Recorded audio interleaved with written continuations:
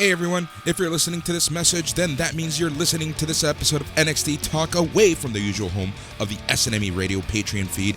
If you like what you hear, be sure to become a Patreon for Sunday night's main event at patreon.com/SNME Radio. More than 20 years, wrestling radio has dominated the Sunday night airwaves here in Canada. Sunday night's main event continues that long-standing tradition with its origins deep-rooted in the wrestling radio pioneer program, The Law, live audio wrestling hosted by Jason Agnew, and weekly guests, including his longtime wrestling partner, Dan Lavransky. Sunday night's main event is a weekly 2-hour radio program broadcast all over Canada on iHeartRadio and TSN radio stations, including TSN 690 Montreal, News Talk 610 in the GTA, News Talk 1290 London, TSN 1260 Edmonton, and many more to come. The Patreon gives you extensive coverage in the wrestling world, including a Raw review that watches the show so you don't have to, an AEW Dynamite review, a Friday Night SmackDown review, and this show, NXT Talk.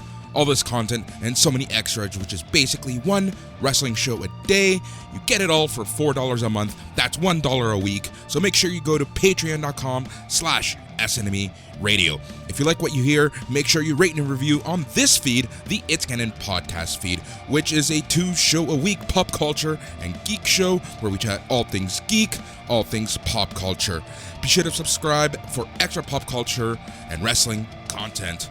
Well, without further ado, here is your preview to NXT Talk from June 1st, 2021.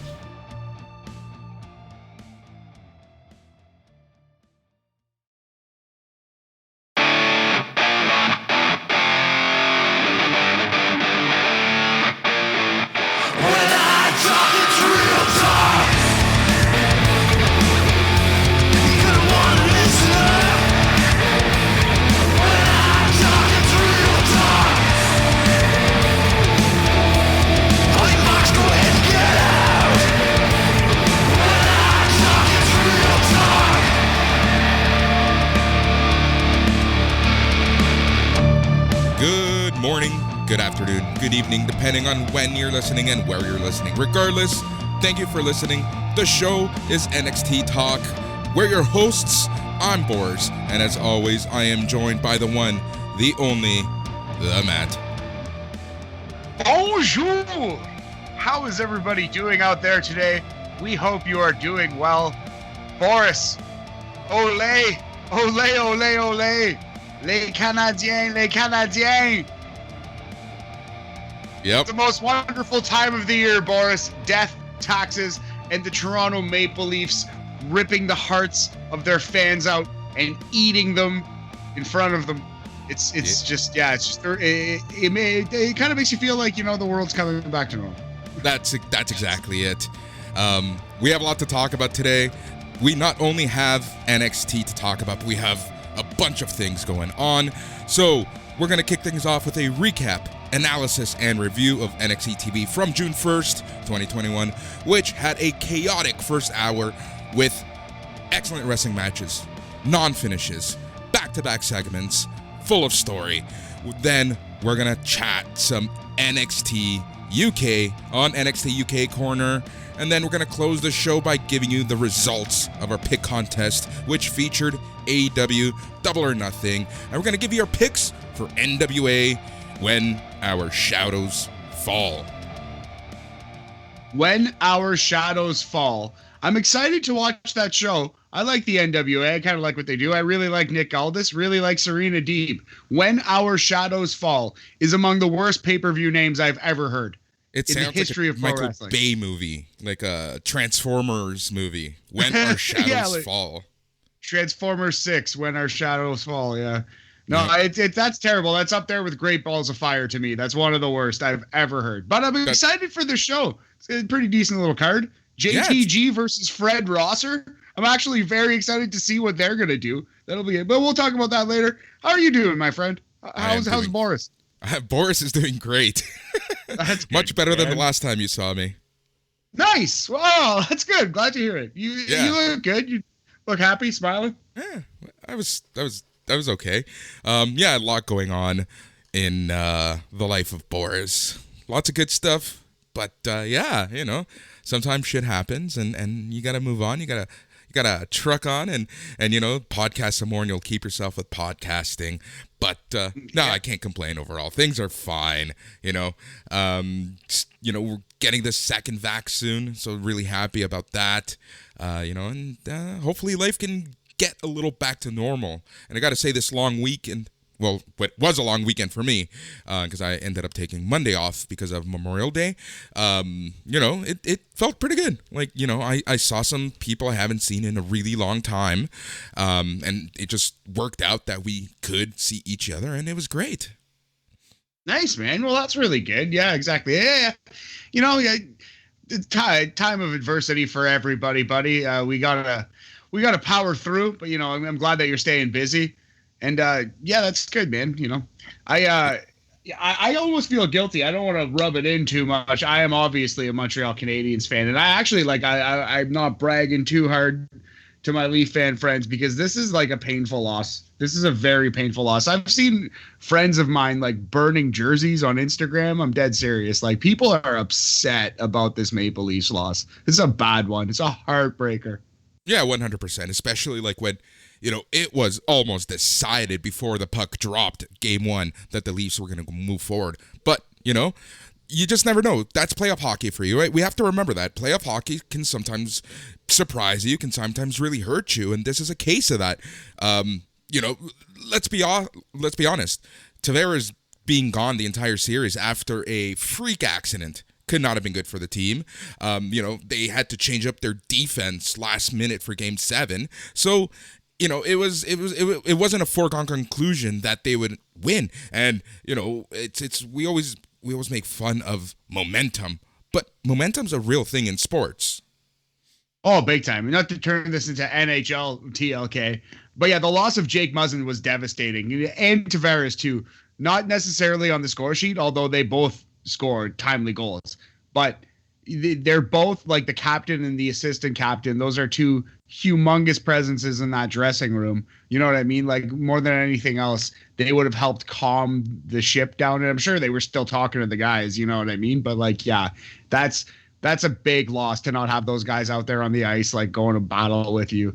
Yeah, Montreal got lucky. It broke well for them. And then when it actually got to Game 7, I was not losing any sleep. Honestly, I was pretty confident in Carey Price in a one-game scenario like that.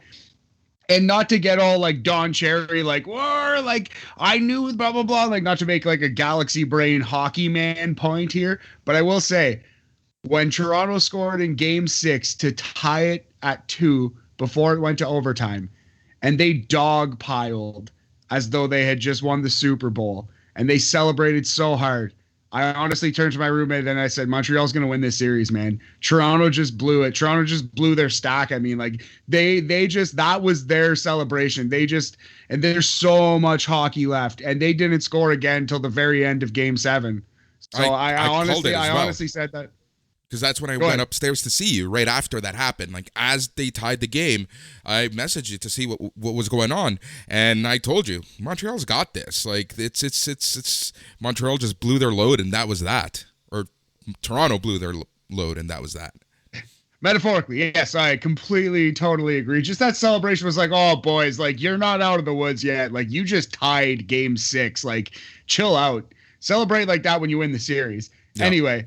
I thought it was telling that they celebrated like that when they scored in Game 6, and then when the Montreal Canadiens won in Game 7, Carey Price skated off like he had done it every day, it was the second period of a preseason game, and then his teammates mobbed him. But yeah, man. Anyway, I'll go to war with Carey Price. I'm loving where the Habs are at right now with Suzuki and Kotkaniemi, and of course Cole Caulfield. Oh man, future is bright. It's looking good. Knock on wood. We could get swept by Winnipeg. Who knows?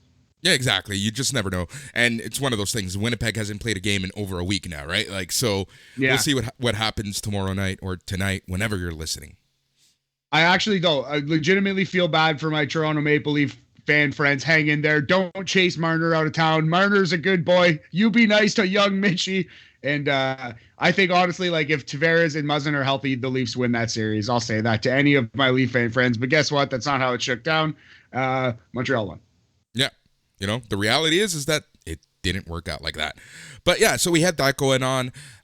Jays are in the thick of things. That's always a fun time as well. Guerrero leads the league in home runs as of this moment. Yep. And you never know what what bullpen we're going to get. Like, it just seems like such a crapshoot right now. Yeah, like Chatwood was going well, but then he's been getting spanked around. Yeah, it's like the loss of Alejandro Kirk hurts because I love Danny Jansen, but he's not an everyday MLB hitter, I don't think. And Kirk was like starting to swing the bat well again, and then now he's out for 60 days, so that hurts. Yep, exactly. And yeah, it's just like, there's a lot going on. It's the proverbial hot girl summer, Matt, and I think I'm going to take advantage of it. Oh, I'm excited, my friend. I can't wait. And if Saturday is any indication, or this weekend is any indication to how I'm going to be this summer, just be ready. oh no, yeah. It's not going to be a dry summer. We'll say that. For sure. But, now that I have a little more free time in my life, I think we're going to be dedicating a little more time to wrestling. You and I have talked about all these plans. We've wanted to do stuff with, NXT Talk. We have this opportunity. We're both creative people. We both watch a lot of wrestling. We have, we get along well enough where I think that we can do this. And, I've had a couple comments about people wanting more wrestling shows from us. So I think we're going to try to do this. So I've already let Jason know, and we didn't talk about it on the show last week because we decided literally as we finished recording, and it is that we will be not only watching NWA When Our Shadows Fall, we will be talking about NWA When Our Shadows Fall. So you can find the review from us on Sunday or Monday after the show. Yeah, so it's a Sunday afternoon show. I'm not 100% sure when I'll be able to watch it. Hopefully we'll have it up there for you Sunday evening. Might be Monday morning, but we'll definitely get it to you ASAP. And yeah, like I said, I'm excited for the show. Well, yep. I guess we'll talk more about the show when we do go over the pick contest. But yeah, Nick Aldis has been a proper NWA champion. I feel like he's restored some honor to that great title, Boris. Yep. Agreed. People have also asked about ROH, and we will try to do the ROH pay-per-views. We will try to incorporate a little more ROH into our content, but, I think before I make anything official and I make any proclamations, I'm going to have to have a few convos with a couple people, but I can guarantee you will be getting more, something TLK from us. With Agnew El Patron? Yeah, the guy that runs our bingo. Yeah, very good. Yeah. I think too, we might try to do. We'll talk more. There's a special coming, like a big Canada Day special, perhaps. Keep your eyes peeled for that, July 1st. Things are in the oven, percolating. Yep.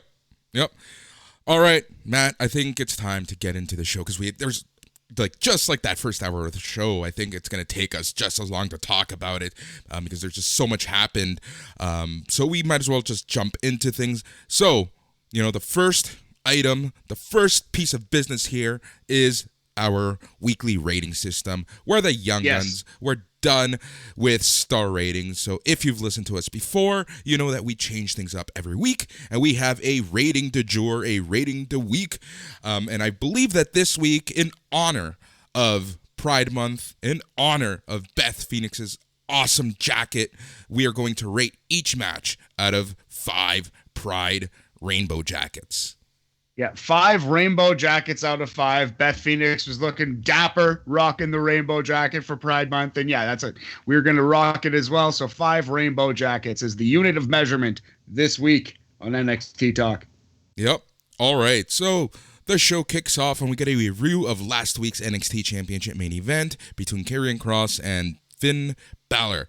Then they preview tonight's 2 major matches, which the first one was the number one contender triple threat match between Kyle O'Reilly, Pete Dunne, and Johnny Gargano. And then they also preview the MSK versus Legado del Fantasma NXT tag team match. They also talk about a Kushida open title match. So, right off the get-go, the show is looking pretty strong. We jump straight into the Capitol Wrestling Center as Vic Joseph introduces us into the show. And I gotta say, man, the show, the match that kicked it off kind of surprised me a little bit. It didn't once things played out, but, hearing Pete Dunne's song and Pete Dunne Titantron videos and whatnot kind of did surprise me, because it is time for determining who the number one contender at In Your House against Karrion Kross is going to be. Yeah, so I actually saw this one coming because I saw it on social media. NXT actually tweeted it out a couple hours before the show. But yeah, that's actually like, sometimes I prefer to not see these things on social media and get surprised, because it's kind of nice. It's kind of exciting. It's like, oh, wow, like this match already. Let's do it, Yeah, exactly. And typically I've been pretty good at knowing what's going to happen because of social media and whatnot. But just, today it was just one of those things. So this was a very nice surprise for me, especially just with like whatever. So it's like, okay, let's kick things off. So as I mentioned, Pete Dunne comes out. Johnny Gargano comes out with Austin Theory, who leaves Gargano on his own after his entrance. And lastly, it's Vancouver's own cool guy Kyle O'Reilly on his way out. So the match kicks off right away. And I love the fact that after I go on my typical rant about triple threat matches, this match was your non-typical WWE triple threat. Yeah, they really worked hard to do spots, the three-way, like different looks, different submissions, where all three wrestlers were involved at all times. It wasn't like the entire match. Obviously, there's going to be some moments where somebody is selling the impact of a move, and there's going to be some moments where Buddy rolls out to the ring. But I did appreciate how hard they worked to incorporate all three wrestlers all the time in this match. It was all action. It was nonstop, but at no point did it feel like silly or formulaic. It felt like a war, a battle that all three guys were trying to win. Yep, and it honestly felt like a very fresh match, which is something that, even in NXT, sometimes they fall victim to kind of having a lot of repetition, So I really enjoyed this match. It felt like a very fresh match. It was very fast-paced, but I gotta say that right off the bat, picture-in-picture ruins everything.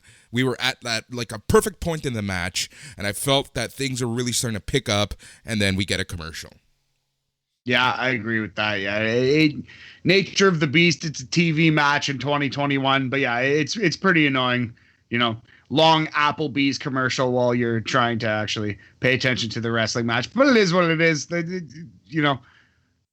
I guess it's probably impossible to have a 5-star match or a 5 rainbow jacket match while Shaq is selling you Papa John's pizza. Yep. So O'Reilly with some beautiful offense with some suplexes and DDTs. He just kept rolling into them. It was awesome.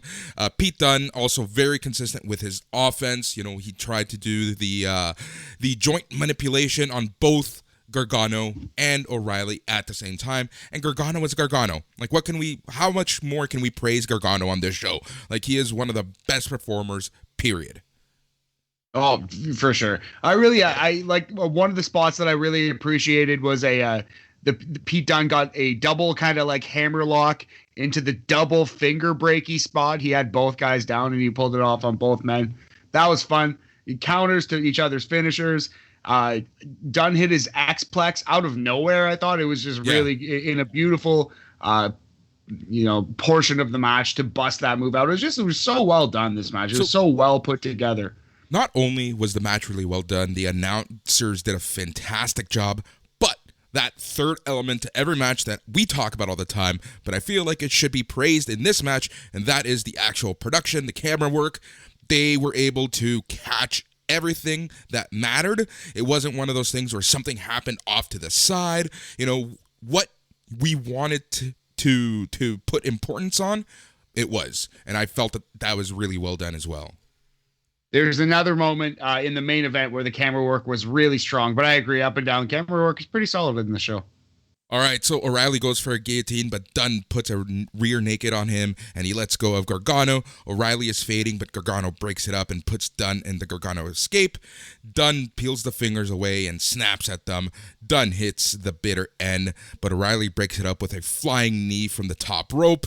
And at this point, I was like, okay, I think cool guy Kyle's got this. O'Reilly staggers to his feet, and he and Dunn trade kicks on the apron. Gargano tries to break it up, but both of his opponents end up on the floor anyway. And this is when Adam Cole runs out and attacks all of them with a steel chair. The ref tries to get right to him, and Cole attacks him as well. Cole gets sandwiched into the plexiglass with said ref for good measure. He gets in the ring, takes out Gargano, wiping his hands. This is when Uncle Regal, William Regal, comes out with 2 security officials to try to throw Cole out. All 3 combatants on the floor. Cole gets one last good hit at O'Reilly as we go into commercial. So it's a commercial at about 19 minutes, 35 seconds into this match. Yeah, so, honestly, just because there's interference, just because there's shenanigans at the end of a match, it doesn't make it bad. It doesn't ruin it. Now, if you want to say that this finish ruined a great match, that's your prerogative. I think it enhanced a great match. The commercial bugged me more than this finish, honestly. Yep. So I thought this was a great match. If it would have happened on a takeover, would have gotten a couple more minutes and didn't have a 4-minute commercial in the middle of it, it could have been like a classic triple threat match. It was awesome. It was so far out of the box, so unique to the WWE standard. These guys all worked hard, and Adam Cole ended up looking like $1 trillion. It was a great run-in. It was a great sell job by Regal. I really, really love this match. One of the best opening matches in NXT in a while. This entire night, Cole just looked like a megastar, and I absolutely love that, especially after being gone for so many weeks. He comes back, and not only does he retake his top spot, I believe he might even be the top guy going into In Your House. There's no reason for him to be here anymore at all. But I don't know. Let's do it because I don't trust that Vince will ever use him correctly. But yeah, that much is distracting me to from fully diving in and loving this Cole character. But yeah, unbelievable performance tonight on the mic later and in this exact scenario. He was so great. So great. And I gotta agree with you because, as I put on the message board, as I sent to you, this commercial, and I'm talking about the commercial, once it was a no contest, once Regal was out with security, I was both angered and intrigued. And it was a fantastic feeling because I'm just like, my God, can these commercials end? We need to know what's going to happen. Is the match going to restart? Is it going to be some proclamation? What's going on? Now we're marking out, Boris. They got us. That's good wrestling. That's the whole point of watching this show. That's what we're hoping. That's the feeling we're chasing, Boris. Yep. So, shall we rate this bad boy? Yeah. So again, I think in a different world on a takeover without the commercial could have been a classic. It was still great. I would still say it was an A. So we're gonna go 4 1/4 rainbow jackets out of 5. That's an 85%. That's an A, not an A-, a full stone cold A. That is a great, great match. Go out of your way to find it. Yep. And I got to say 100% that this match is must watch. If there's any match you're going to watch from this week's NXT, it's this one. For sure. I didn't sit down and watch all of Raw, but I guarantee you there was nothing on Raw that was this good. 100%. All right, so after the commercial, William Regal is seething with anger as he backs Adam Cole up one step at a time toward the backstage area. He yells at the official to take their hands off him. Cole yells at the officials to take their hands off him. I'm leaving, Regal, he says. I'm leaving. They escort Cole out the back door. Meanwhile, our match with no conclusion appears to be 100% over.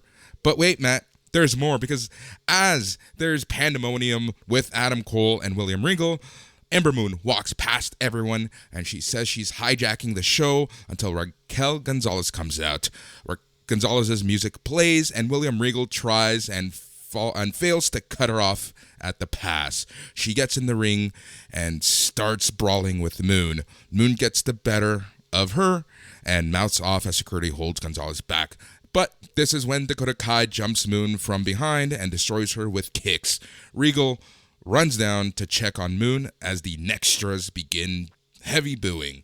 Security and Regal make both Gonzalez and Kai leave. Regal goes down to ringside to check on Moon again. So, again, insanely chaotic open of the show. And I think that the sudden transitions from segment to segment just really, it added something that we haven't seen in a long time, right, in wrestling. Like, dare I say, since, you can say Dynamite is like this sometimes, but not to this extent. Like, it was riding at like a 9-10 level for the first 40 minutes. Well, I think the problem is Dynamite does this too often. And so it doesn't land when Dynamite does it. But when you're used to the NXT kind of pacing, and then they kind of just like throw the pedal to the metal and just go 0 to 60, it's like, whoa, it really stands out. You really like see the change and you appreciate it. So I don't think they should do this every week. But if they did this every 6 weeks, if they did this every month or so, it's great. It's a great idea. So keep doing what you're doing, NXT. But then every now and then, if you want to just turn the chaos up to 11 to start a show, just to remind you that this is like pro wrestling, it's still exciting. You know what I mean? Like, that's good. That's great.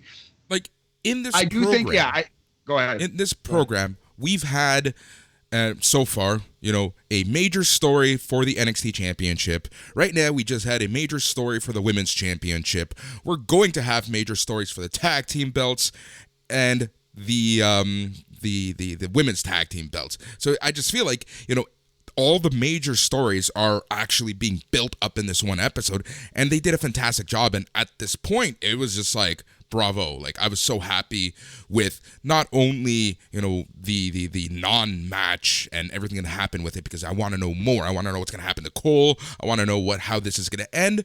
But you have Ember Moon, who's kind of been, she was tag team champ, but I kind of feel like she wasn't being used to her full potential. And here we are, being put up against Raquel Gonzalez for a match. Yes.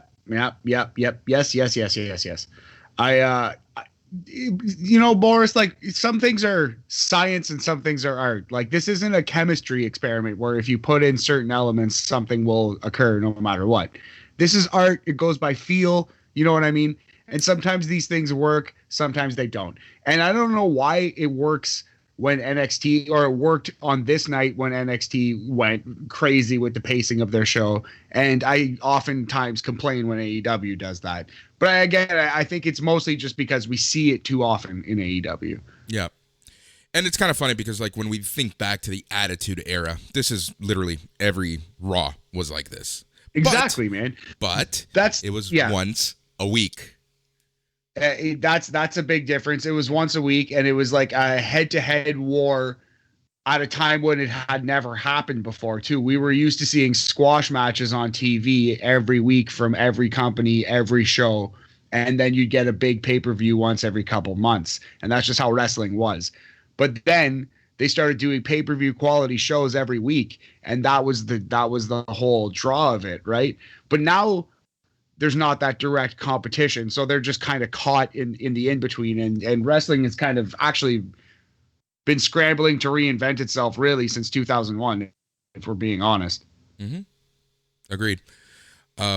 So we shall move on. We see all three members of Legado backstage. Santos Escobar tells his capos that he'll be out there to watch them reclaim what's theirs, and they promise to follow his example and be leaders among men. They say familia is everything, and they will be champions. They will be campeones tonight.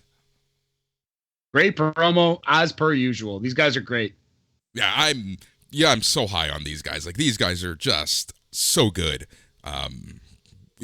We can continue to praise them, and we probably will. Yeah, on the long list of people who in a fair world would be on the main roster doing great work right now. Yep. And then we get a quick cut to LA Knight telling the production people to hit his music, calling them dummies in the process. He has a mic. He vows to prove he's the worthy heir to Ted DiBiase's $1 million legacy. Then that's not an insult. That's just a fact of life. Sure. It was all right. Not high on the list of LA Knight promos, but he's not going to cut a bad one. Exactly. You know what it is? It's a good promo, but it's the same thing literally every week. Like, replace, wrestler name with who I'm facing this week, and replace what happened last week, and you have his promo. Yeah, exactly. So we get back from commercial, and we have a video package from earlier today where we see Drake Maverick coming into the Capitol Wrestling Center. He's then asked about getting involved with the Indy Hartwell Dexter Lumis storyline, and this is when Everrise comes in. They have a quick conversation with Drake Maverick. Hit Row then comes into the scene and has some choice words for everyone. Killian Dane comes up and stands up for Drake Maverick as Hit Row and Drake Maverick and Killian Dane are all getting into a fight. I like this. I'm ready for more Hit Row. They're very entertaining, and I like the tag team. I don't know. I don't know where Swerve is going to fit in on the in the NXT landscape, just because it's pretty crowded right now. There's 5 people in the world title match at the next pay-per-view, Boris. But I'm a little skeptical just at their positioning in the card. You know what I mean? Like, I'm worried. But I think their talent level is clear, and I hope they get the chance that they deserve. Yeah. This leads us into match number 2 of the night, which was LA Knight versus Jake Atlas. And if you remember, Jake Atlas's last match, he beat Cameron Grimes. So this is LA Knight wanting to prove something to Ted DiBiase. In the middle of the match, Ted DiBiase comes out. LA Knight notices this, and he does the classic DiBiase fist to the face, which was kind of cool. Yeah, I really like that spot. Caught that too. That was a nice little shout out. I thought this was a pretty good showing from young Jake Atlas in this match. We haven't seen Jake Atlas really have like a classic. Well, we haven't seen him have a classic match, but we haven't even seen him have like a great match in NXT to this point. But he's starting to show up a little more. He's starting to get more of a chance. This match was probably his longest on NXT TV. It would have to be. Yep. It was just over 12 minutes, just under 13 minutes. And I thought that the match length was just right. I believe that, it not only showcased Jake Atlas, but it kind of extended the story of $1 Million Man, Cameron Grimes, and LA Knight. So overall, I just feel like the entire dynamics were perfect. And I'm telling you, like, there's a small part of me that still thinks that Jake Atlas is going to be the heir apparent to Ted DiBiase. I think that would be cool. A little similar to the Tatanka Lex Luger SummerSlam 1994 twist. I think that would be really interesting. That'd be very fun. Yep. So Cameron Grimes has arrived. He and DiBiase start having a chat about money matters. Back in the ring, Atlas hits a standing moonsault for a near fall. Atlas goes to the ropes from the outside, but Knight cuts him off when he gets to the top. He climbs up, but Atlas knocks him down with a forearm. Knight goes up again, but he gets shoved off and catches the ropes. This is when Jake Atlas does his cartwheel DDT to end the match at 12 minutes and 43 seconds. Yeah, great showing by Atlas. Even LA Knight looked pretty good. He held his own. If you're watching LA Knight super duper closely, you can nitpick the execution, I guess. Yep. But you know what? He's a personality wrestler. He's, you know what he is. And I think he's a perfectly fine LA Knight. This is a pretty good match. I liked it. Yep, exactly. So after the match, Knight begs DiBiase to come back, but to no avail. He's essentially sobbing. Just wanted to wrap up that quick little post-match story before we get into our rating. No, please do. Thank you for doing so. Yeah, I thought this was really good match. Very good showing for Jake Atlas. He needed a long match that he won that showed that he was a threat. LA Knight's been pushed really hard, but Jake Atlas beat him relatively clean with the classic distraction finish. I thought this was pretty strong. I'm going to go, we're going to go 3 rainbow jackets out of 5 for a 60% rainbow jacket percentage. It was good, though. Jake Atlas needed a solid match like this. Yep. We see the contestants from the Ruin Triple Threat match all being treated backstage. Oni Lorcan and Austin Theory get into a pissing contest about their men winning the Triple Threat if it wasn't for Adam Cole. They get into it. All hell erupts yet again. Yep. Sure did. It sure did, Boris. We cut to the hardest working reporter in all of professional wrestling, Mackenzie Mitchell, as she's with Ted DiBiase. She asks Ted who the man to carry the legacy of the $1 Million Man is going to be. He says LA Knight dropped the ball. Grimes showed us he has brains and bronze. This is when Adam Cole walks in front of everyone and he heads to the ring as we go to commercial. So this is just like one thing after the other, interruption after interruption. That Tony Khan pacing, that Eric Bischoff pacing, with like a little dusting, a little hint of Russo, a little pinch of Russo, minus all the racism and sexism. I was waiting for that. Yeah, no, it's 100% true. But again, and you already said this, and I'm going to repeat it because it begs to be repeated, and that is every show cannot be like this. Yeah, it'll just burn out the audience, and maybe it won't even burn out the audience. Maybe the audience will become accustomed to it, but things won't land. It just, if you don't allow things to breathe, they won't land, and people won't get the respect they deserve for all the crazy stunts and the good work that they're doing. It's just period. It's just, you're doing yourself a disservice by loading your show, by packing it so tightly. Yep, and if you do this on TV, it goes back to what we've been talking about for the past few weeks. What is the point of pay-per-views, and what is the point of TV? Traditionally, TV builds a pay-per-view. We're seeing times are changing because of contracts, because of big money with networks.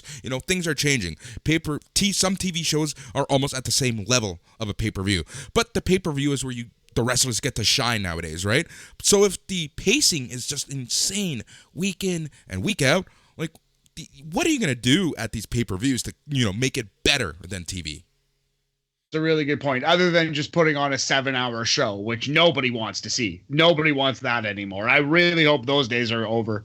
My one comment until we actually talk about it's that Sunday's pay-per-view just felt long. It was good, but it just felt long for what it was. Respectfully disagree in this one instance, because it was the first show with fans back, and it was so it reminded me of like a concert or like a music festival. I just wanted it to go on forever. I just wanted to live in that energy. But That's not every wrestling show. Just this one is how I felt. I 99.9% would agree with you. 99 times out of 100, I would agree. Yep. Anyway. So we get back to the NXT show, NXT, and Adam Cole has a mic. Cole called his shot on the NXT championship. He mocked Karrion Kross until the NXT champion arrives. William Regal tried to stop Cole from weaseling his way into a title shot. Instead, Kross made it very clear he wanted Kyle O'Reilly, Pete Dunne, Johnny Gargano, and Adam Cole at TakeOver. Regal has had a hell of a night, and while Cole and Kross stare at each other, Regal makes it official. He says it's done. So we are going to get a fatal 5-way at In Your House 2021. Adam Cole then exits the ring, climbs on the announce table as he continues to claim he is the face of NXT and continues mocking Karrion Kross. So yeah, a couple things. Karrion Kross called Cole, what are he, like a rat-faced gas station worker or something? Yep. Some vibes of CM Punk, Kevin Nash type chirps there. Yep. I thought Cole was really good. He basically like played the Dave Meltzer card. Basically said like, I'm the best pro wrestler here. Everyone who watches pro wrestling knows that I'm better than you, kind of thing. He actually made a point to use the words pro wrestling. So yep. Yeah. So like I thought that was pretty interesting in WWE, because pro wrestling is like foreign. You never hear that on WWE TV. So I thought that was an interesting card to play. I like this promo. It was pretty good. Yeah, thoroughly enjoyed it myself. The hardest working reporter in professional wrestling, Mackenzie Mitchell this time. She's with Candice LeRae and Indy Hartwell. Mackenzie is pushing Poppy's appearance next week and the announcement of the Fatal 5-Way. Candice says Johnny's going to win. Candice also says that Bad Bunny is better than Poppy, which actually really made me laugh. And at this point, she notices that Indy Hartwell is being all emo, and she's also wearing a headset. She asks what she's listening to, and it is made clear to the viewers that she's listening to 80s power ballads. I loved it. It's pretty cute little promo. I like the slow burn of this Indy and Dexter thing. I think they should wait until there's fans in the building to really like push this one over the edge. If they can stretch it out for like 3 more months. Yep. And in my notes, like this is I didn't even notice, and I'm gonna call this out just because it's so funny because I'm just taking notes, and I literally put ... same Indy, same. Word? All right. I know, right? So Kushida's open challenge has been answered by Carmelo Hayes. A video promo for Christian Casanova, now known as Carmelo Hayes, plays. He says we're looking at the next Cruiserweight champion. So what did you think of this? Go ahead, you go first. Yeah, I really liked it. I thought this was the kind of thing that they should do much more of on NXT. Dip it to the Performance Center. And I like that they touched on his indie past a little bit. And he seems like a very confident kid. I wanted to see more of him. I went and checked out his social media right away. What did you think of this? I really enjoyed this. There's something about if you're going to introduce someone, especially in a championship open challenge match, you want to talk about their pedigrees. You want to talk about why they deserve this match. You want to, make sure the audience knows who they are. And it kind of makes me laugh because NXT kind of has 205 as their backup show, right? It is and it's not. But then we have Dynamite, who has 20 dark shows, and they never do this on Dynamite for the wrestlers that are debuting. That's such a good point. Yeah, man, that's a really, really good call. And you never really know, like, who's Bear Country? Who's this guy? Who's that guy? Yeah, I agree. And Excalibur tries so hard to tell us, but I don't know, this one video and the announcers in the actual match, they just did a fantastic job of making you care who this Carmelo Hayes guy is. Yeah, I care. I want to see more of him for sure. And you know who else did a great job is Kushida. Oh, yeah. Of course. He did a great job helping you care about Carmelo Hayes and getting over the fact that this guy might be a threat. Yep. But before that match, we got a Xia Li promo. She talks about her first match at the Mae Young Classic against Mercedes Martinez and how she wasn't anything then, but now she is a warrior. And at TakeOver, she's going to be ready. Yeah, great little promo from Xia Li here. I thought that this was way better than I expected, and he gave much more of a gravitas to this match than the spooky little segment last week with the symbol on the hand. Although I did like that. That was a fun little bit of spookiness. You know what? I don't necessarily want a fun little bit of spookiness. I like this angle far more. This is way better. Yeah, and it's, there's always something to be said about a callback to, someone's past. And I think this was great. And it was just like, hey, look, this has happened before, and I've grown since then, so you better be ready. Yes, sir. All right. The 80s power ballad is still playing on the headset as Dexter Lumis picks them up, starts listening. He takes it all in and walks off camera. Single tear rolling down his face. Dexter Lumis. He has feelings too, Boris. Just because he's a crazy psychopath doesn't mean that he doesn't have feelings. Yep. Although that's exactly what it means, I think, technically. Anyway, that's neither here nor there. Yep. The Fatal 5-Way is now made official at In Your House. Karrion Kross, Pete Dunne, Kyle O'Reilly, Johnny Gargano, Adam Cole. Cool.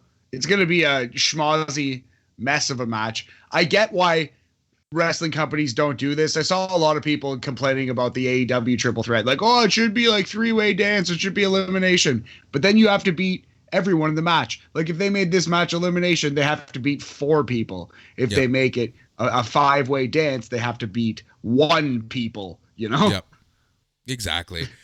Kushida's already in the ring. Carmelo Hayes is on his way out, and it's finally time for the NXT Cruiserweight Championship match as Kushida, your champion, goes one-on-one against Carmelo Hayes. So as I mentioned earlier, the announcers are trying really hard to put Hayes' accolades over. I really like this touch. What did you think of this match? No, I thought it was a really good showing. This one was hurt pretty badly by a commercial as well. It's just it's a product of a TV match in 2021. It is what it is. But we have to note it. Like, this match would have been better if it didn't have a giant commercial in the middle of it. Having said that, as far as debuts go, great, pretty good showing here for Carmelo Hayes. looked as good as you possibly could, losing a cruiserweight title match in your debut. Like, I thought he really impressed me. Yep. So Hayes and Kushida are trading stiff strikes in the middle of the ring. Palm strikes levels Hayes, but Hayes with a tilt-a-whirl bulldog for 2. Hayes gets up. Kushida staggers back to his feet. Kushida with a palm strike. A running kick misses. Hoverboard lock is blocked. Right hand to the temple. Running kick to Hayes. Hoverboard lock now is on. And Hayes taps. And Kushida wins at 11 minutes and 1 second. Yeah, I like that Hayes kind of tried to match Kushida with like some kind of submission-ish kind of thing. He hit like you said, like the tilt-a-whirl bulldog, like similar to a La Mystica. I think maybe he was going for like the old Mystico Sin Cara armbar thing. But I thought this was a very good showing, and in the end, Kushida just had too much, just overwhelmed the young kid because he's great. He's a great wrestler. If this is how they use Kushida, just building up guys from the Performance Center and getting good matches out of young, exciting talent, hook it to my veins. That's all I want out of wrestling, really. So, yeah, man, this was awesome. This was great. I want to see it every week.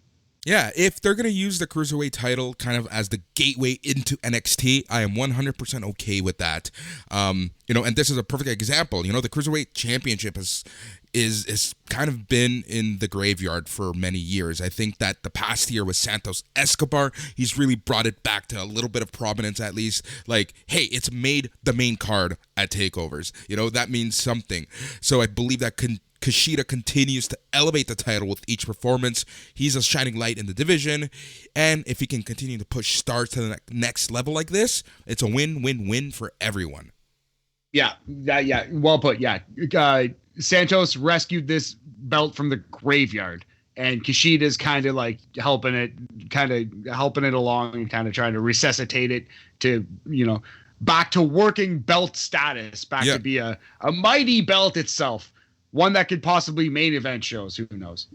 If it can even main event a odd TV match or TV show, I'm fine with that. But and if you can bring in new workers like Carmelo Hayes, then it's a win-win. Like it's fantastic. I love this. So overall, I thoroughly enjoyed this match. I enjoy what Kushida's doing, and I really like what we saw out of the new guy, Carmelo Hayes. Yeah, same. If I had to put a number on it, Boris, I would call it 3.5 rainbow jackets out of 5 on this one. 70%, really solid. A solid B from the boys. Yep. Cameron Grimes versus LA Knight 1-on-1 is official. But Matt, I have a question for you. Hit me. Is this Cameron Grimes versus LA Knight match going to be a Ted DiBiase on a pole match? Oof. Did they hire Russo? Is it official? Is Russo actually booking this show? Well, no, that's not a visual that anyone wants to see. Ted DiBiase on a pole match. Although I'm sure it would be a lavish, fancy pole. But no, I think not. I'm going to say no. No, but like, it's interesting that we're going to get that match. And like storyline wise, I wonder how they're going to work DiBiase into this.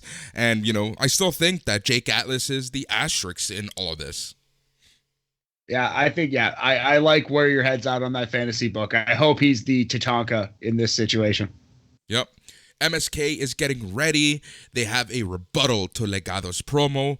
All Legado do is attack them from behind, and Weasel away wins. At the end of the night, we will be hearing and still tag team champions, MSK, because they're going to be champions all day, all night. Yeah, it was fine. Not as annoying as they've been in the past, which is a win. Yep, it's to the point. That's all you can really ask from them. Frankie Monet is with her glam squad talking about her impressive reviews from her debut. She says she's just getting started. Yeah, great promo. One of the best on the show so far. Obviously, Adam Cole's was probably the best. But yeah, Frankie Monet is a personality. She's ready for the main roster. It's crazy. Just bypass any championship match. Let's just get her up there. Yeah, if you need Raquel, Raquel needs an opponent, maybe have her lose to Raquel just to see if she can do it, just to help Raquel out. Why not? But yeah, I would honestly debut Frankie in John Morrison's corner soon, in a week or two. Don't wait. SummerSlam, latest. Yep. We then get another match, and this match was a women's tag team match as Zoe Stark and Zeta Ramir go up against Candice LeRae and Indy Hartwell in a non-title match. So essentially this match seemed more like extending the Indy Hartwell-Dexter Lumis storyline, with the announcers really talking mainly about that. Ramir tags in and Hartwell breaks up the next near fall. LeRae tags Hartwell back in after curb stomping Ramir. Hartwell shoots the half elbow drop to make the pin, and your champions win at 3 minutes 43 seconds. So the finish, it was called Wicked Savage because it combined, you see, Candice LeRae's Wicked Stepsister, which is the stomp, and Indy Hartwell's Pretty Savage, which is her finishing move, which is the springboard elbow drop. So it's Wicked Savage, Boris, you see. All right. Well, let's use it. I like it. It's a thing. In my opinion, this match had a lot more potential than it actually was. Especially with Hartwell distracted, like they really could have played that up a little more. But the champions basically just defeated this upstart team quickly. We're huge on Stark, and I believe that Zeta Ramir has something and a lot of potential. But, at the end of the day, it's the same theme that we say often on this show. This match needed more time. Yeah. And, something gets hurt every week. It's a wrestling show. They're trying to cram a lot in. These things happen. I like that it was Zeta who pretty much ate everything in this match, and Zoe didn't have to look bad at all. She isn't really hurt by this at all. And Zeta's not terribly hurt by it either. She's a rookie, and she got rocked by the tag team champions. That's okay. They can tell that story. I thought this was every squash match I've ever seen, though. I'd go 2.5 rainbow jackets out of 5. It's the Mendoza line, 50%. Yep. After the match, we see Mercedes Martinez. She's been a marked woman her whole career, she says. She knows Xia Li is more dangerous than she was at the Mae Young Classic. She says she beat her then. She will run through her at TakeOver. Yep. Yeah, perfectly fine promo. I like the other one better, but I like the vibe of this feud a lot. I really like this direction. Yep. We get a advertisement for In Your House and they promote the 2 advertised matches.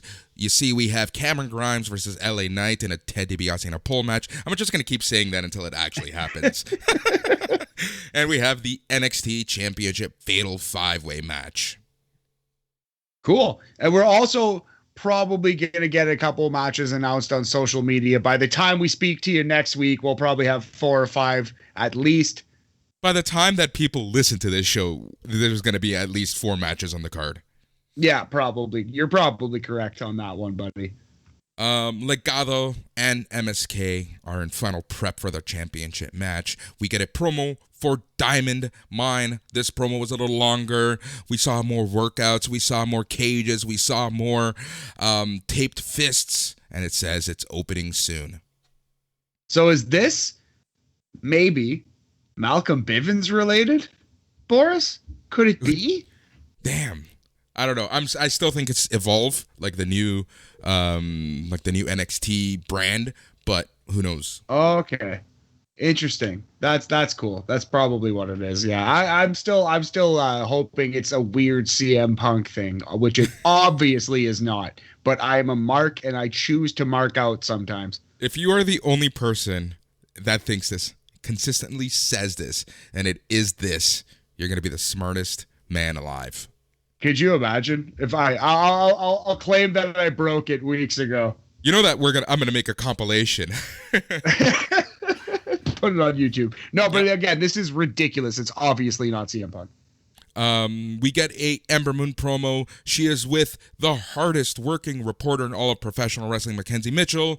Ember is livid tonight. Calls Dakota a lackey. She's going to get Raquel where it hurts. Next week, she will take out Dakota Kai, and at In Your House, she will become the next 2-time NXT Women's Champion.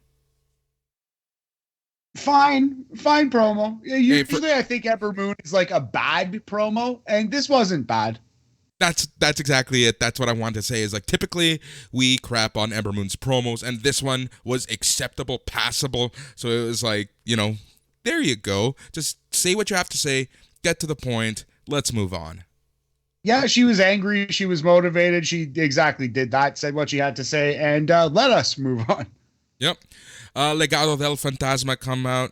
MSK come out. We get the championship intros from Alicia Taylor, and it's time for the main event of the night, which also happens to be for the NXT Tag Team Championships, as MSK, your champs, go up against Legado del Fantasma. So, the Grizzled Young Veterans tried to get involved early in the match. Tommaso Ciampa and Timothy Thatcher, do the save and attack him.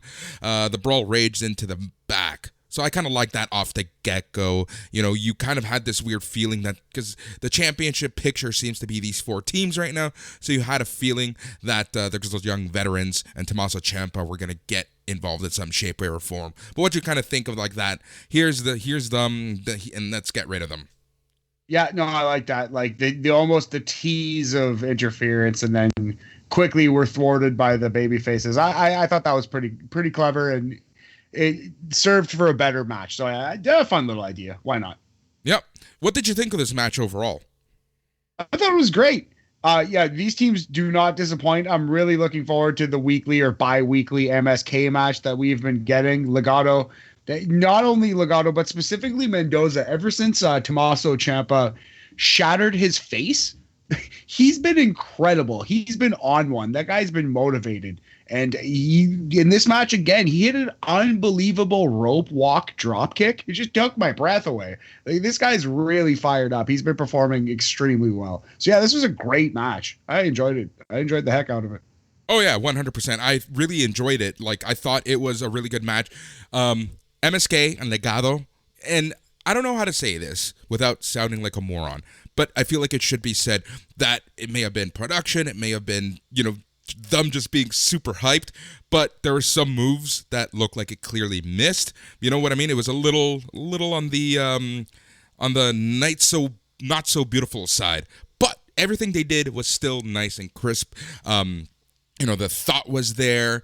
It wasn't crazy in terms of the flippity flip stuff that we're used to seeing.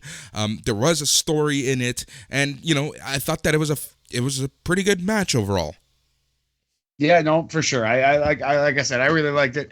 What the perfect amount of time. And previously in the show, I mentioned that there was an awesome camera thing. We'll probably get to it at the end of the of the situation here. But Santos Escobar did a great job. Being a dick in the outside. He's got a future as a manager, maybe, if he needs it. Boris, I think I maybe like this one more than you, man. I'm all about protective face mask Mendoza, though. He's my boy right now. He's one of my favorite wrestlers in NXT at the moment. Hey, it's not that I didn't like it. It's something that I felt like we needed to point out. It's what we do. Fair enough. But I really thought this much. I sent you a message saying holy shit, those last few minutes were insane. It was just action after action. So much so that this is what my notes have for the match. To end the match, Lee gave his partner a reprieve, but could not stop the dominance of Legado. Lee barely survived impressive offense from the heel, including a head scissors takedown off the top rope into a powerbomb. Santos Escobar attacks Lee from behind the referee's back and set up MSK to hit their finisher, but Carter made the save. And this is when, out of nowhere, Bronson Reed blasts Escobar into the barricade, which distracted Mendoza. Wild ran into the finish of MSK, which is their heart attack blockbuster, allowing the champions to retain at 15 minutes and 25 seconds. Yeah, so that was the camera shot. I love that. Santos throws MSK man into the stairs and then backs up against the fan barricade, and he smiles, and he's feeling himself, smelling himself a little bit, and then you see on his face Santos is like, oh no, oh my god, and then all of a sudden Bronson Reed comes charging into your screen and just smashes, just squanches poor Santos Escobar against the barricade there. That was just a hilarious shot. I laughed out loud. Thought that was really well done. I like this match a lot, man. This was a great wrestling match. Great main event. Not as good as the opening match, but I would still call it great. Yep. So, how would you rate this match? I would go 4. shiny rainbow jackets out of 5. Like I said, not as good as the opener. I would say probably A- if we had to pick nits, if we wanted to be a dick about it, which we do because we're rating matches. That's what we're doing here. No, but yeah, just we talk about these things as a celebration of wrestling. I would like to celebrate this match, a great tag team main event to close NXT. Yeah, MSK is so freaking good. Legado has just been they've just been on a roll in 2021. And with, I guess, Santos Escobar is the next challenger for Bronson Reed, but where does this leave his capos? Yeah, so I'm wondering if we can get a 5th team in here and do 2 5-ways. Do like a 5-way tag team match and a 5-way world title match. Sure. But who would the 5th team be? I don't know. Could be Hit Row. But at this point, you might as well just throw them in, right? Like, who knows? Yeah, we'll see what happens. But I really want to see at least a 4-way. I can honestly see at In Your House us getting a 4-way tag team match, which we'll cross that bridge if this is what happens, because that's a conversation to have in terms of the quote unquote overbooking of a card. Yeah, I don't know. I'm a sucker for a 4 quarters tag team match for whatever reason. I don't know what it is, but they're very rarely like 4-star, 5-star, like great matches. But I am a sucker for a 4 quarters tag team match. I just like the chaos of it. Yeah. Yeah, I can see that for sure. So that is the show. After the match, MSK and Bronson Reed all celebrate as the show goes off air. Yeah, fun little baby faces standing triumphant. We need that more in the world, Boris. Baby faces standing triumphant with their titles. Yep. It seems like almost all the championships in NXT are baby faces because, Karrion Kross is God knows. He was a face for that promo. You just never know what Kross is going to be. I think actually Adam Cole was the baby face in that promo, but he was a heel 5 minutes ago when he laid out, you know what I mean? When he laid out the main event or the opener, sorry. But he laid out 3 main event level wrestlers from behind. That's a pretty heel-like move. So, yeah, I don't know. That's instant heel. That's that's insane heat that you're going to get from the crowd and the viewers, which, if that's what they wanted, they for sure got it. Because like I said, I was angry and eager during that commercial break to see what's going to happen next on the show. And as much as we positively talk about NXT, I don't recall being this eager to get through a commercial like I was at that second break. That's hilarious. Yeah, man. Yeah, like I said, I got my dander up as well. I was pissed off in the best wrestling fan kind of way. Yeah, we got worked. We were fans tonight, Matt. It was nice. It feels good, Boris. Feels good to be a fan of something. I was going to say, it feels good to be a fan of something and not have it destroy your heart and soul every single time. Yep. So what would you say would be your match of the night? Oh, for sure, the opener. I think that was a safe level above the main event, which I also would call great. I'd say there were 2 matches that were worth your time, worth seeking out. But yeah, the main event was good. No, the main event was great. The opener, even greater, Boris. The opener was even greater. The triple threat match, I loved the finish too. But your mileage might vary on the finish. You might not agree with my opinion on the finish, but the match itself, unfuckwithable. The match itself was great. Yep. Promo of the night?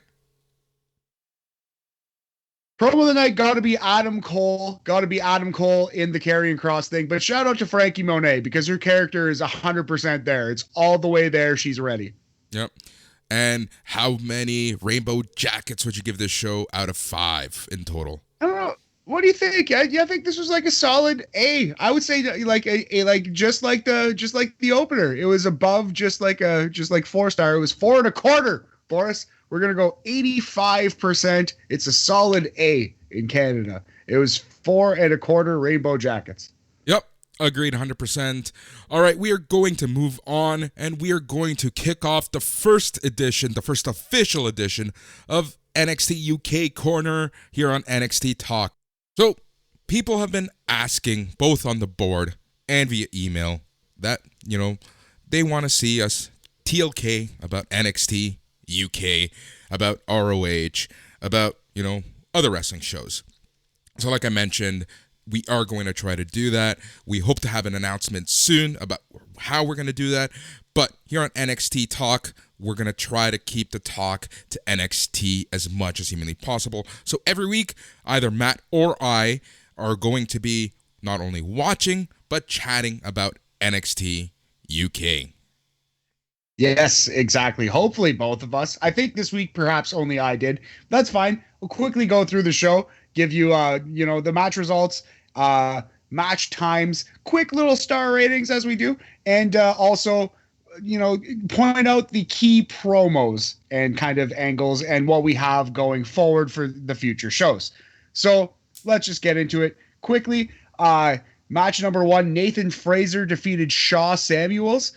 That was 9 minutes and 4 seconds. Really good showing. Fraser wins with a 5-star frog splash. I like Nathan Fraser a lot as a babyface. Interesting. I for sure. So, just listening to the two names, I for some reason would have just thought Shaw Samuels just wins automatically. I don't know why. Yeah, I would think so too. It seems like Nathan Fraser's kind of getting his first push is the vibe you get. But yeah, I would go 3.5 on that one. I thought it was pretty good. Next, we got actually after in between here, there was a Noam Dar promo. He was angry about being ejected from the Nathan Fraser match, and he cut a promo on Ilya Dragunov, who he'll be wrestling coming up, which I'm very excited for. Dar versus Dragunov, 2 of my favorites in NXT UK for sure. Next, we got Teoman versus Ashton Smith. It's pretty basic, pretty average match. Teoman wins with the crossface in 6 minutes and 39 seconds. I'm going to go 2.5 on that one. But it was all right. I like Teoman. There's nothing really wrong with it. But it was, your pretty standard wrestling match. And this is the point where I will notice the crowd in the second match of an NXT UK. You know what I mean? The first match you're settling in, you're really liking it. It's usually a hot opener. And then the second match, you're like, oh, man, I miss people. Man, I miss the fans of these shows. You know what I mean? So I've noticed when I watch NXT UK, the second match is where I personally hit the wall. Not that it's a long show, but you know what I mean? It's just where you notice the lack of people. Yeah. Okay, so after that, we had an Ilya Dragunov promo that I really liked. Responding to Noam Dar. Again, super pumped for that match. Then we had Kenny Williams defeating Andy Wilde. I've said this before on the show, Boris. Kenny Williams is a star. This kid is going to be money. I hope Vince McMahon gets his hands on him and does something special with him because he could actually be really good. Williams wins with the headlock driver, which is a move that EC3 uses. I believe Dean Ambrose, it was his first finisher out of the Shield in 4 minutes and 3 seconds. We're going to go 3 stars for this just because I love Kenny Williams with all of my heart. Awesome promo. Kaylee Ray and Miko Satomura coming up in 2 weeks. That was a really, really strong, event center style promo. Definitely the best promo on the show. All respect to Noam Dar. Yep, I'm really looking forward to that match. They've been building that match since NXT UK Prelude, and then there was that gauntlet match from a couple weeks ago that kind of set this match up. So I'm really looking forward to this match. And what more can I say? I definitely enjoyed the gauntlet match too. Yeah, 100% agree with you there, my friend. And then the main event, Trent Seven defeats Sam Gradwell in 14 minutes and 7 seconds with the Burning Hammer. A very solid match. Very, very solid main event. Trent Seven's a good wrestler. Sam Gradwell, good, crazy, batshit Heidenreich type Pokemon. I really enjoyed this match a lot. 14 minutes and 7 seconds it went. We're going to go 3.5 on that one. So solid show, solid NXT UK. I love a Noam Dar promo, love an event center, building up a good match, and I'll watch the show every week if I can, for sure. So next week on the show, we have Joe Coffey versus Rampage Brown, and we also have Dragunov versus Dar, which I'm so pumped for. Ilya Dragunov versus Noam Dar. In 2 weeks on the show, we have NXT UK women's title match, Kaylee Ray versus Miko Satomura. Very cool. That sounds like a great show this week, actually. So that is our NXT UK Corner, where we're every week one of us or both of us are going to be talking about NXT UK. We'll be giving you the matches, star rating, and highlights of the show. Yes, sir. All right. So we're going to move on. I'm going to give you the floor, Matt. You wanted to talk about AEW Double or Nothing. Yeah, just briefly. I just really enjoyed the show. I was kind of taken aback at some of the negativity I saw. The match, the show length, I understand. But I wanted it to last even longer if it could have. Like, I was cool with 4.5 hours for that specific show. Don't want every wrestling show to be 4.5 hours. That one I could have done 5. I could have went longer. I was ready. You know what I mean? My body was ready the whole time. I really liked the show a lot. I thought there were some really strong matches. Britt Baker, great performance. Jungle Boy got put over the way he needed to. They snuck a curveball by us there. I think we both should have predicted that one. You went 7-2 in predictions. I went 5-4 on that one. It was pretty rough. The worst thing on the show, worse than the Battle Royal, worse than Jim Ross's commentary, was Cody Rhodes versus Ogogo. I thought both men performed well, and the match layout made me physically angry. I hated it. Cody Rhodes shakes off his finisher in the first 30 seconds. He shakes off 1,000 punches from an Olympic boxer, and he wins with a fucking vertebraker? What the fuck? Who put that match together? The Sandman? What the fuck? I don't need like drunk Hurricane Helms. What the fuck was that? It was just so weird. But I really, really liked the show overall. Yeah. You look. The Cody Rhodes was the low light for me, but for many reasons. I just didn't like just the optics of the match going into it. I just really didn't like it. Like, you're going to be playing Raw America against, a visible minority who's just trying to make a living here in America. Like, I don't know what message you're actually trying to show, especially when Cody was the one who made this about countries. Like, it was kind of weird. It kind of just felt like there's a million other ways that they could have built up this match. And obviously the match itself, I told you Cody wasn't going to win. Like, this is, I'm not going to say classic Cody, but, it is what it is.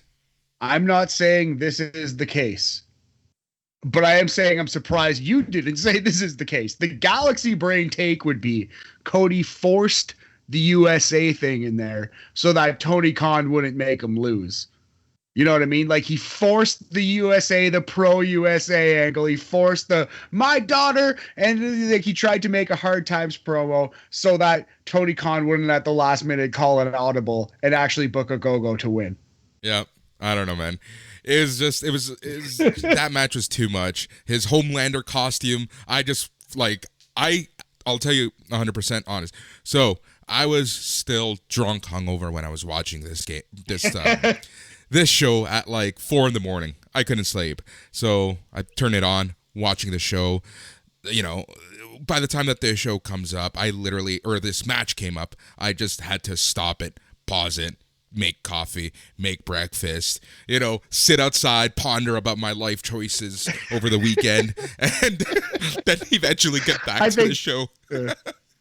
Go to bed, fucking try another day. Probably made the right choice on that one. As soon as I saw the Homelander get up, I'm just like, nope, I'm done.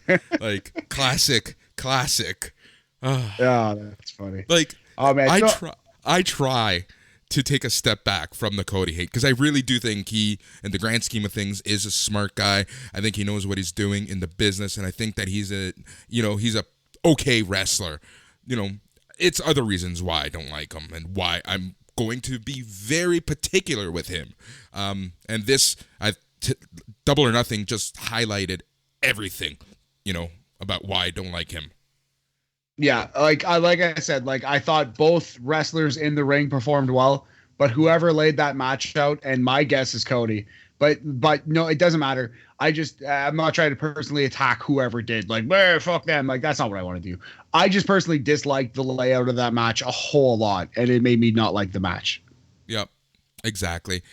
But Overall, I thoroughly enjoyed the show. Like, I really, really, really did like, the entire show, and I thought that it was just a very good. It was a very good time, like you said. Something about having the crowd back that made it feel really cool. I think that's well put. Because honestly, if you put a gun to my head, man, I might honestly say that the best match that I've seen, like all in the last few days, was the triple threat. Like that triple threat on NXT today might have been better in the ring than anything on the AEW pay-per-view. But it's like you said, it was a good time. The show was just a good time. It just felt so awesome. It just felt like wrestling again, man. It was just it was just great. Just great fun. It took me away from just like everything that like I've been whatever, for lack of a better term, going through. And it was just like, yay, I'm actually enjoying wrestling right now. Like, hey, this is a good freaking time. I'm glad to hear that, man. That's nice to hear. That's why we watch this shit. That's why we do this podcast. So that's nice. Thanks, Cody and Tony and the Bucks, and even you, Kenny. No, I love Kenny Omega. I'm just talking nonsense. I love it. So can you repeat the scores? I didn't quite get the scores for the pick contest. I don't remember that far back. Nope, fuck you. That's the end of our podcast. Thanks for listening. No, I'm just kidding. So last show we did was the AEW pay-per-view. Boris, you went 7-2, 7 wins, 2 losses. I went 5-4, 5 wins, 4 losses. So the new totals, Boris, you are at 15-5, 15 wins, 5 losses. I am 4 games behind you in the standings at 11-9. 11 wins, 9 losses. Very interesting. It is a new day. It's a new dawn. It's a new life. And I'm feeling good, Boris. Yep. And that is because the NWA pay-per-view, When Our Shadows Fall, is going to be live this Sunday, June 6th, via Fight TV at 4 p.m. From GBP Studios in Atlanta, and we will have our picks for this show. So shall we go through the list, Matt? Let's do it. Starting with a 4-way tag team match. I'm a sucker for these, Boris. We were just talking about it. 4 corners tag team match. The End, Odinson and Pero versus Mecha Wolf and Bestia 666 versus Marche Roquette and Slice Boogie versus Sam Rudo and Saul Renaro. Again, those teams are The End, Odinson and Pero, versus Mecha Wolf and Bestia 666 versus Marche Rocket and Slice Boogie versus Sam Rudo and Saul Renaro. I'm going to go with The End. You're going with The End. I'm going to go based mostly on their names, Marche Rocket and Slice Boogie. Love it. All right, so Boris, you select The End. All right, moving on. Women's tag team match. We have Thunder Rosa and Melina, 2 of my favorites, versus Kylie Ray and Taryn Terrell. Interesting tag team there. Yeah, it is a very interesting tag team. I'm going to have to say that Kylie Ray and Taryn Terrell are going to win this match. Interesting. That makes a lot of sense, actually, come to think of it. There's a lot of ways they can go, and maybe they're going to build towards a Rosa versus Melina kind of thing. Who knows? I'm going to go with the favorites, I think, on paper. It's going to be Rosa and Melina to win this one. Keep the big stars strong, Boris. Yep. Like I said, part of me wants to agree with that, but, I'm just being cocky with my choices now. Fair enough. Hey, sometimes you got to stunt out. Maybe you roll the dice and you hit a 7 or 7-2. All right. So moving on.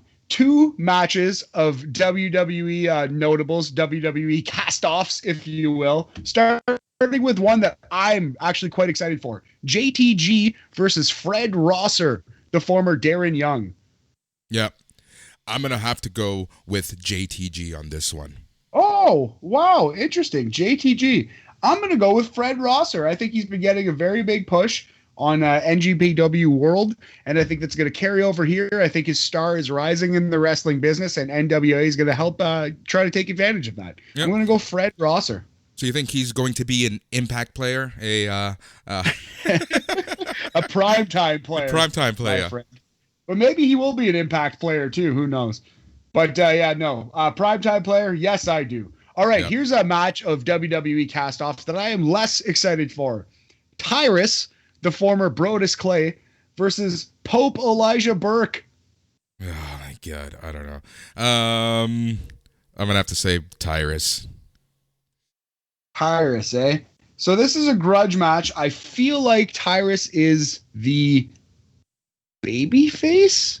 Question mark. I'm not watching enough NWA Power. Please, fans, enlighten me on this one. I'm sorry, I'm missing the boat on this. I'm gonna pencil in the Pope.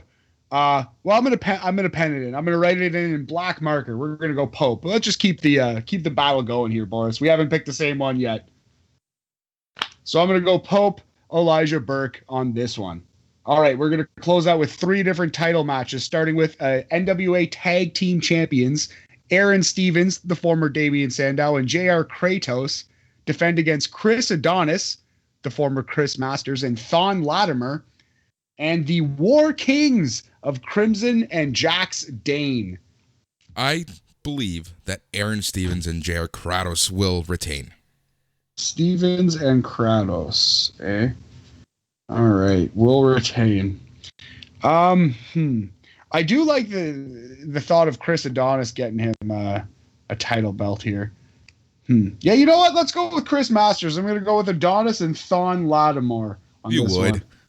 I would. I would do that. And I am. And I will. All right. NWA Women's title. Serena Deeb versus Camille. Serena Deeb. Yeah, this is one that we're going to agree on. I don't see the point of taking the belt off Serena Deeb yet. I think she's doing great work with it in numerous companies. She's an excellent wrestler, high on the list of wrestler of the year, you can argue. She just has nothing but amazing to great matches to very good every time she goes out. Anyway, Serena Deeb, all the way.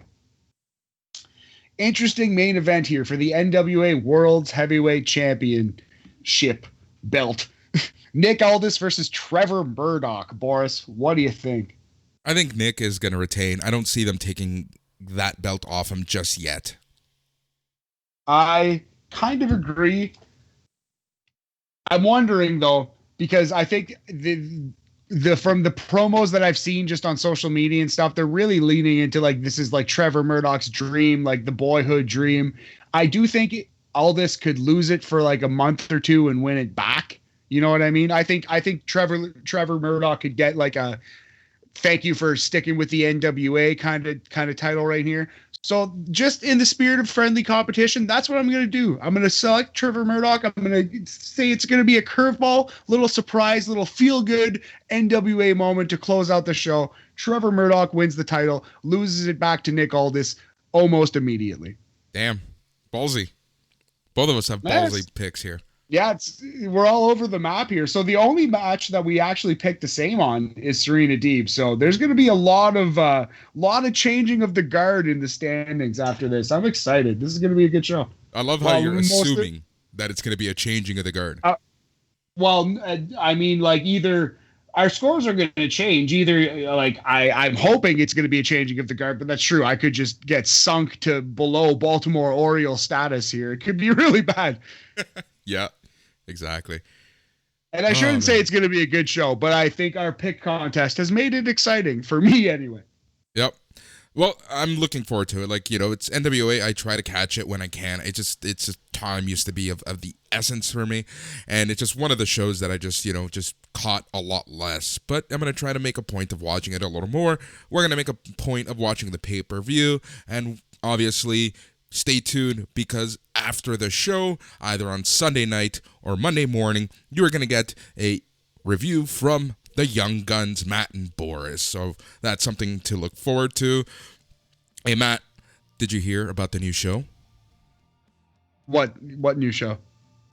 On the SNME radio network. Qu'est-ce que c'est? There is going to be a SmackDown review. Yeah, of course I did hear about that. I was falling asleep at the wheel there. Yeah, the East Coast dads, of course. I can't wait. Love those guys. Yep, so that's going to be a fun show. And obviously you still have your midweek markup. You have your Dynamite review show with the old fucks. You got the roundtables. You got the main show. Possibly some more stuff coming down the line. ... Hopefully, really looking forward to all that stuff. If you want to let us know what you think of the show, like I say every week, you can change just about anything on the show except for the hosts. There are a couple ways that you can actually get a hold of us. You can find us on social media, Instagram and Twitter, and you can find us at NXT TLK podcast.com. That's at NXT Talk podcast.com or at NXT. You know what it is. You can also find us show at NXT Talk podcast.com. And then if you want merch, go to Baller Gear, get all the merch there. As I mentioned, listen to all of the other shows, and there's going to be so much stuff coming up. So a lot to really look forward to. As always, we want to thank everyone who has listened. We want to thank everyone who has sent feedback. And obviously, we try to be active on the boards. I know I've been a little less active lately, but I'll try to get back to regular levels. So thank you, everyone. We are the Young Guns. I'm Boris. He's Matt. The show is NXT Talk. Good night. I like Winnipeg. I know a lot of people in Winnipeg. Having said that, fuck Kenny Omega, fuck Don Callis, fuck Roddy Piper, fuck Chris Jericho. Go Hawks, grab it!